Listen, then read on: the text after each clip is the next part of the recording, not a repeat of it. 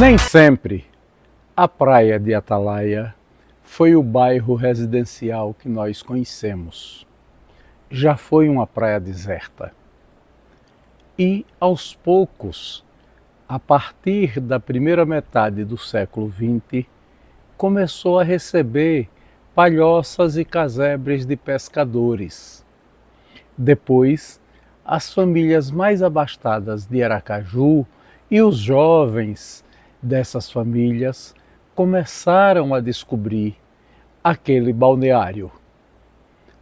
A Praia de Atalaia recebeu, pouco a pouco, alguns melhoramentos urbanos.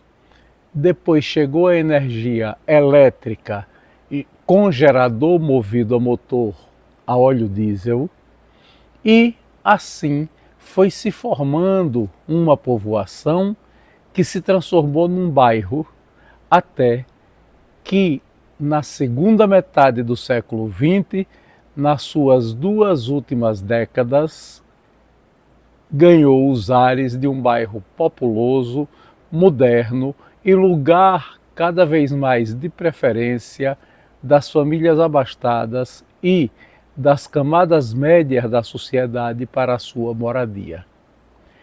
É sobre a Atalaia da metade do século XX que neste vídeo de memórias discute o jornalista Eduardo de Cabral Menezes. Eu conheci minha mulher numa quadrilha. Aí você vai perguntar, vocês eram ladrões? Não, era uma quadrilha junina. Havia uns ensaios de uma quadrilha junina na rua de Propiá, na casa de um amigo comum. E lá eu conheci, me interessei, achei ela graciosa, começamos a bater papo, eu gostei da conversa dela. De forma que uma determinada noite, já num baile no Yacht Club, eu cheguei para ela e disse, eu gostaria que minha noiva, no dia do casamento, estivesse tão bonita como você está agora. Ela se desvaneceu com aquilo, achou uma cantada muito interessante. E daí em diante começamos a namorar. E depois noivamos e casamos. Lá se vão 53 anos, com a primeira mulher, Frise, 53 anos. 4 anos, porque eu namorei 2 anos, mas ainda não tinha uma profissão definida, trabalhava no banco com meu pai, mas depois o banco acabou. E eu fiz o concurso para promotor, e aí agora como promotor eu já tinha a minha vida independente, e aí pedi em casamento e logo depois casei. O casamento foi em 1965. 2 filhos, José de Faro Menezes Neto, o meu filho mais velho, a quem deu o nome de meu pai, e Eduardo Cabral Menezes, filho, que é o meu mais novo. Não é propriamente não ter gostado, ela sempre gostou de minha mulher, e minha mulher foi a sua cuidadora até os últimos dias de sua vida. Ela ficou com saudades. Era acostumada a ver eu chegar, aliás, ela não dormia enquanto eu não chegasse, né?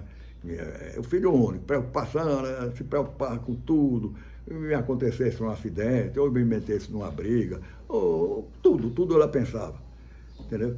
Então, me esperava até eu chegar em casa de madrugada, quando eu ia para as festas, tal. Só assim ela dormia. De uma hora para outra ela se vê privado desses cuidados. Eu estava morando em outra casa, né? Não sabia se eu estava em casa, se eu estava na rua, onde é que eu estava. Então ela sentiu muito a ausência. Não tinha outros filhos, né? Então ela sentiu muito a minha ausência. Quando eu casei, eu morei na rua de Buquim, numa casa alugada. Foi a nossa primeira residência, foi aí, na rua de Buquim. Depois nós adquirimos uma casa própria, ali perto do Batistão, na rua Cedro, e daí em diante a coisa se tornou mais fácil. Olha, interessante.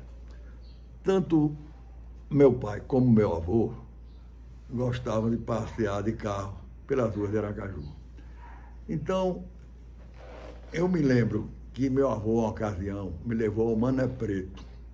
O Mané Preto não é esse bairro urbano que existe hoje. O Mané Preto era uma localidade isolada, longe, perto da igreja de Santo Antônio, onde existia apenas umas lavanderias utilizadas pelas aquelas mulheres da redondeza para lavar a roupa de ganho, como se dizia, lavar roupa para ganhar dinheiro.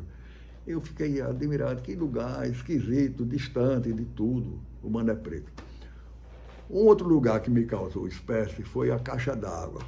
A Caixa d'Água se situa onde é hoje, ainda hoje, ali no final da rua de Itapuranga, lá em cima, bairro Cirurgia. E por que eu me lembro, me gravei? Porque daquele morro se via a cidade toda. Não existiam esses edifícios que existem hoje. Em Aracaju não tinha naquela época nenhum edifício. Era tudo casa.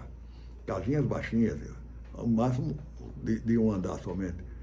Então, de lá de cima da Caixa d'Água, eu vi Aracaju todo. Mas o local que mais me marcou, inegavelmente, disparadamente, foi a Atalaia Velha. Porque nós veraneávamos na Atalaia. Tanto meu avô como meu pai tinham casas lá, eu ocupava hora a casa de um, hora a casa do outro, era indiferente, porque para mim todas as duas casas eram como se fosse a minha. E eu ansiava para chegar ao fim do ano, as férias de fim de ano, para eu vir para a Atalaia Velha. E aí sim, encontrava os velhos amigos, o pessoal todo, não eram colegas, uns estudavam no Rio, outros estudavam em Salvador, outros estudavam aqui mesmo, mas em colégios diferentes. Então era uma ocasião onde nós estávamos todos sempre reunidos e toda manhã tinha um jogo de futebol na Praia do Oceano e toda tarde tinha um jogo de futebol num gramadozinho que tinha na Praça Alcibiades Paz. Ainda hoje tem. Basicamente, a Atalaia Velha era uma aldeia de pescadores.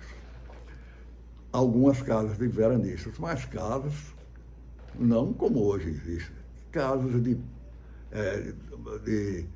algumas de pau a pique, outras de tijolos, mas com o telhado de quatro águas, as baixinhas, casa simples, uma varandinha na frente, geralmente, e cuja energia ficava desligada durante todo o ano. Quando a gente chegava para ocupar as casas no período de férias, de fim de ano, chamavam um eletricista da prefeitura, que se chamava Sebastião, e esse Sebastião vinha, ligava a luz daquela casa, e só assim nós teríamos luz elétrica. Mas assim mesmo, ressalta, a luz elétrica era ligada às 6 horas da tarde e desligada às 10. 15 para as 10, Sebastião, que era o eletricista, dava um sinal apagando e acendendo a luz por 3 vezes. A gente tinha que correr para casa para chegar ainda com energia elétrica. E 10 horas, impreterivelmente, a luz era desligada. Aí, pronto, tínhamos que recorrer ao luar, em noite de lua. As outras noites era escuridão total. E a primeira providência, quando a gente chegava para o veraneio, era comprar um tamanco na bodega do seu Antônio Alves, porque era obrigatório a gente ter tamanco. Quem não desse tamanco lá não era veranista.